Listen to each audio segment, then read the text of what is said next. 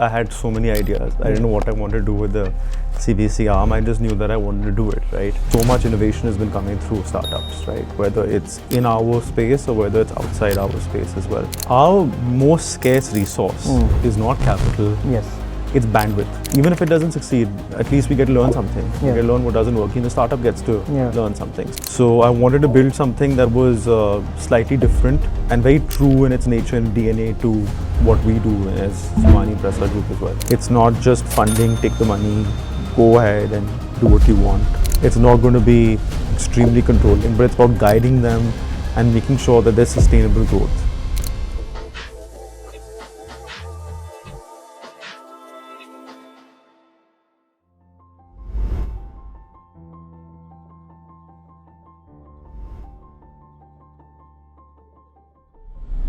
Hi Shashvat, it's an honor to have you here. It's very interesting that we are kickstarting the whole VCism with you.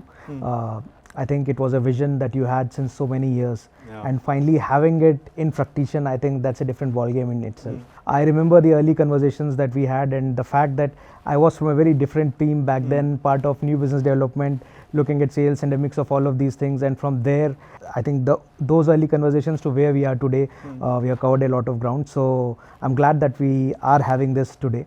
And honestly, I really since the start had always wanted to ask that typically whenever people think of CVCs, of all the venture capitals that are out there, there's a very core theme.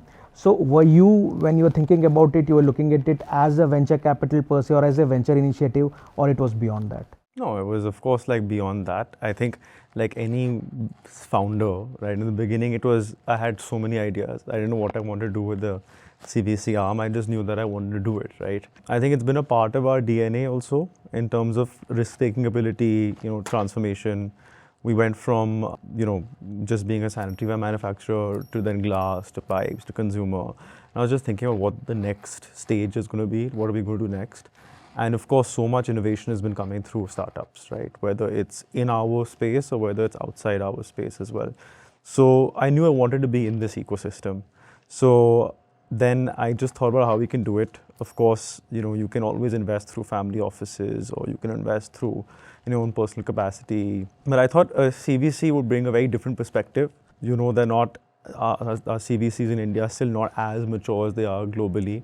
So I wanted to build something that was slightly different and very true in its nature and DNA to what we do as Somany Impresa Group as well. Exactly. And I think all these months that we have been out there, whenever there has been this conversation about deal flow, we keep on getting this one question particularly a lot. And it is also because of the fact that, as you said, either it's a family office or whether it is a VC firm out there or even general incubators or accelerator, the constant question that we keep on getting is, are we looking at financial returns? So I think it is also important for me to understand, when you're thinking about this, was this your topmost priority or how did you actually think of this? No, not really. I think we look at multiple things. I think financial returns is one of them, and I'll get to it in a bit.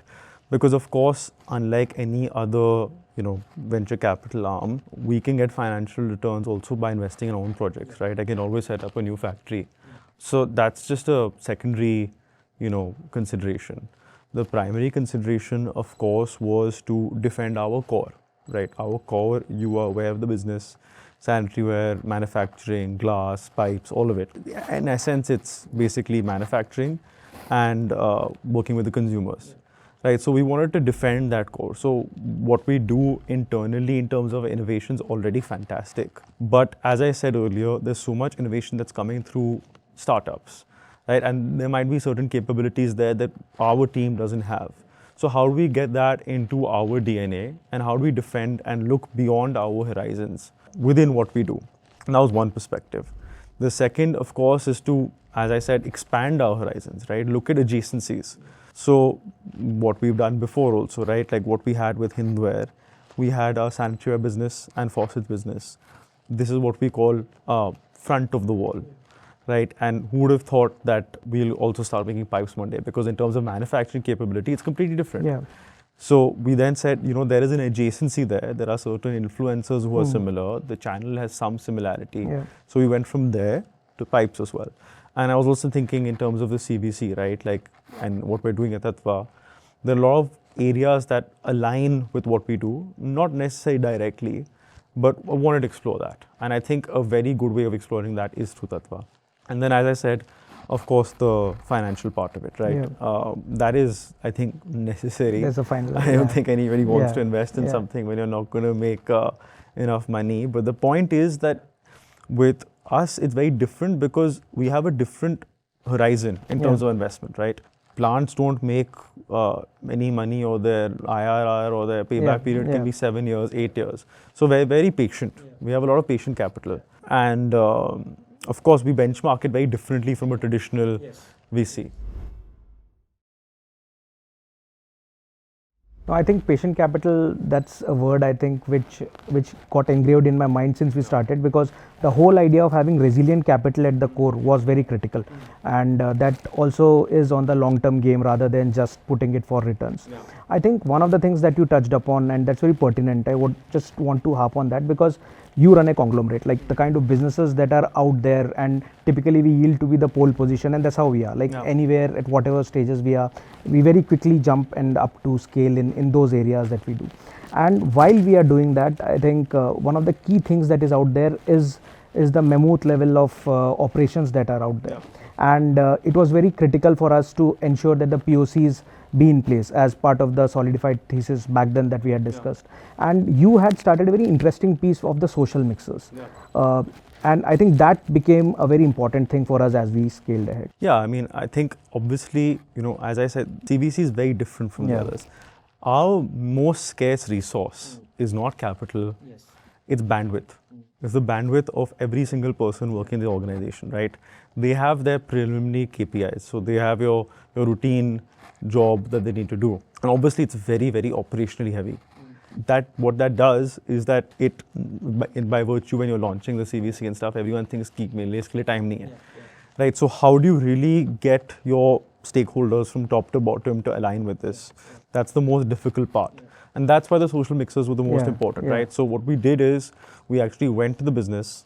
We told them, what are your problem statements? Where are you facing difficulty? And then they came back to us. Once they came back to us, you were aware of this, we worked on it together, we found the right solution. Not everything was 100% matched. Some things were custom, some things were, a little bit of a trial and error. But eventually what we did was we could show to them that, hey, you have a problem. We can find a solution for it, and we can find a solution for it in a timely manner, in a manner that's very cost efficient, in a manner that also adds so much to what you do as well. So that's why the social mixers were really important. We got our founders to come speak to the team. And as I said, we got the full level of the layers of the team to also be involved, from where to the shop floor level all the way to a CEO level. So that's been something that's been really interesting. It's worked really, really well. And I think what was really helpful was the fact that you were sitting in a lot of these conversations. And that drove the whole point from top down, rather than just being a lip service that typically happens and it gets lost somewhere. So we got the buy-in pretty quickly. And I think the results speak for themselves. In less than 4 months, we have done close to 3 investments. 20 PoCs are up and ready out there.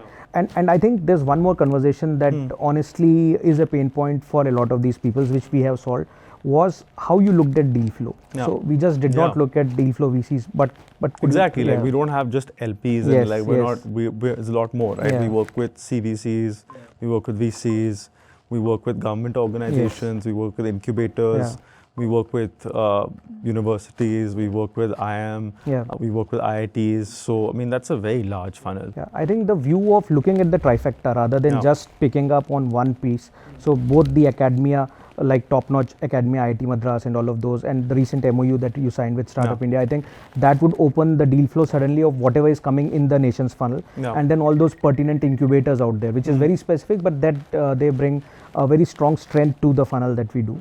And in this whole process, what was very important was how you looked at POCs, because I think without POCs, these are just a piece out there, whether we look at and we do not look at, but that really drove this whole thing. Yeah, of course, POCs are the most important, right? Because I think the way we run our business always is, we do a trial run, or we get one machine and then we see how it's working out. And that should be very similar with a startup, right? Like that's why we've not been investing in startups that don't have a product yet or just have an idea, because we need to see how they can actually work with us. So we give the problem statement, for example, let's say, we need to increase efficiency by X, and then that startup will come and say, hey, we have a solution for you. Yeah. And then we then engage with the right stakeholders. We tell them, this is what we want to achieve. This is the target that you have. Let's run this. And we done in a very systematic manner. And we run it for about 60 to 90 days. And in touch wood, until now, most of the POCs have been successful. But even if it doesn't succeed, at least we get to learn something. We get to learn what doesn't work, and the startup gets to learn something. So it's been really fantastic now. And in this whole mix, there are so many areas that people could have picked up. No. But you had a very clear, like when we discussed also, it was a very structured thesis. So how or what would you think were the elements of it? So it was just not consumer per se, it was just not products, but it was also deep tech and all. So if we had to encapsulate all of that together, how would you look at it? I mean, like any business, I think this is evolving all the time, and it depends on what your business needs at the moment. I think each of our businesses also needs different things in the moment, right? So first, what I try to focus on is what are the commonalities within businesses, where, it'd be logistics, enterprise tech, and then of course we're a consumer business. All of our businesses are consumer. So how do we actually get a stronger connection and a deeper connection to the consumer? So businesses and startups that help solve that problem. And then of course, you have your buzzwords and areas that people want to invest in today. It's AI. So, we want to obviously invest in AI, or we want to invest in deep tech, but in a manner that's actually relevant to us, not just spray and, pray. So that's how I thought about it. And of course, the thesis will keep evolving and changing over time. And I think one thing which is very critical, and we have been discussing that a lot, is the fact that you have very big onus on your head because we are a public listed company. Like we have a group of public listed companies. So how do you think about this whole governance in this particular structure? Yeah, I mean, I think that's the strongest, one of the strongest things we bring to the table. Of course, governance is very, very important to us as an organization because we have 2 listed companies. So our entire teams know how to operate. There's so many compliances, and all the team members across the organization have a structure and a discipline that they follow. Now that's something that obviously lacks in a startup, right? It's going to be a little helter-skelter. But the point is, as you scale, these are things that you must consider. So there are 2 parts to this. One is in terms of the kind of governance that we bring to the table. So of course we do a very, very thorough due diligence, whether it be a tech due diligence, whether it be a financial due diligence, whether it be, but on top of that, it's also, right, like we question the unit economics, we understand, we go into a lot of detail. That's one part of it, the governance part of it, the review, the cadence, the systematic implementation, how they think about it.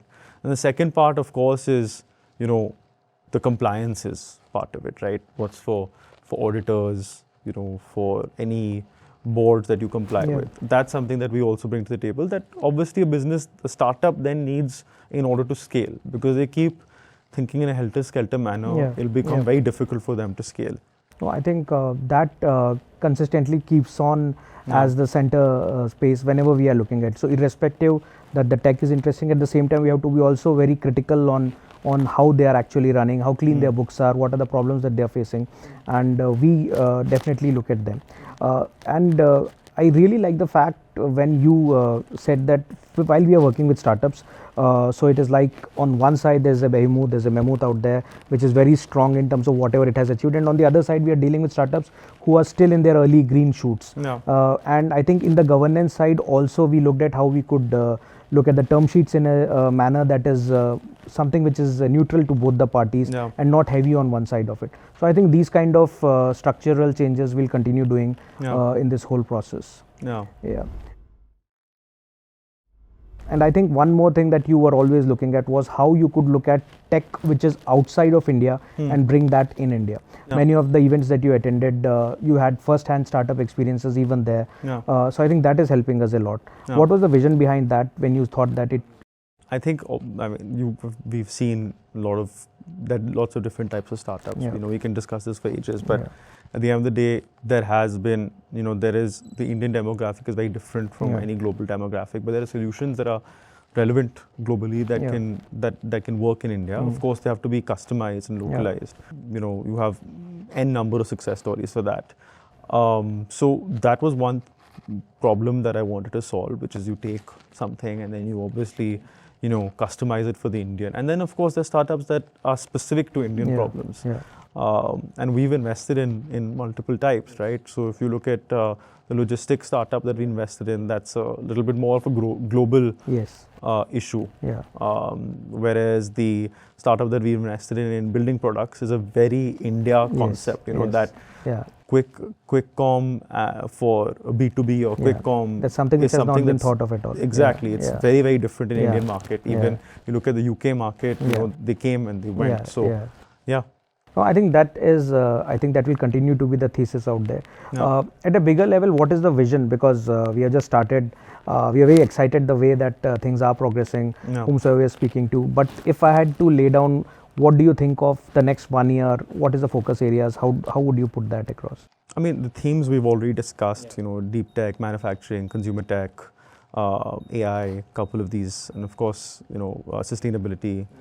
But the larger vision is, of course, I think vision for me, I would split up into two parts. One is the vision for what I have for the organization. And one is the vision that I have in terms of SIG Tattva making an impact on external stakeholders. For the organization, I think what really has been working is using Tattva as a cultural phenomenon and as an agent for change, right? And we've seen how people internally have also started thinking a bit differently. We've seen how they started looking at problems from a first principles perspective, looking at areas that might be outside of the expertise. So that cultural part is one part that I think has been fantastic. That's my vision, and I think that's something that takes time to build and will continue to be a focus for us, and very organic. I think the second part in terms of the impact that I want to drive externally, the impact that we get from internally from all the learnings of startup, and then how do we apply that to the entire ecosystem, right? So we will help the startup scale. We will give them enough of a platform that will take them from X to Y, and then we obviously take that to the world, right? So all the areas that I spoke about, and helping them scale across every domain, helping them with governance, being very hands-on as operators. That's something that we really bring to the table. And the idea is that, Tattva is eventually going to become a platform that's going to be very real in the way that it's not just funding, take the money, go ahead and do what you want. It's not going to be extremely controlling, but it's about guiding them and making sure that there's sustainable growth. You see startups that come and go here and there. We've been around for 6 decades plus. So what we bring to the table is that sustainable growth, helping them make those decisions, and becoming, I think we have the capabilities to become one of the best platforms to do that. I think anything from a hackathon to the whole journey that you spoke about, both internal and external. Initially when I started, I thought that we are talking about digital transformation. But as the sessions with you grew, we realized that we are talking about on one side modernizing or looking at innovative ways to look at the deepest of the furnaces, and on the other side to the MarTech. So I think this journey will be very exciting, Shashvat. Thanks a lot that you are spearheading this, unknotting all those difficult knots out there. I think we will have more of these with you, and at the same time we'll also have more founders and more ecosystem players to be a mix of this, and let's hope for the best. Looking forward to that. Thank you so much. Thank you.